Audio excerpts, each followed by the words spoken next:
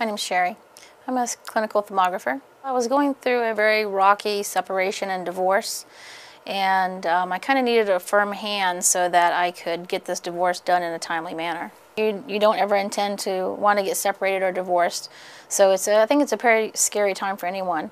And I just needed some quick, direct answers for some of the problems that I was having, and he was able to give me those solutions. Mr. McLaughlin has a very good reputation in Loudoun County.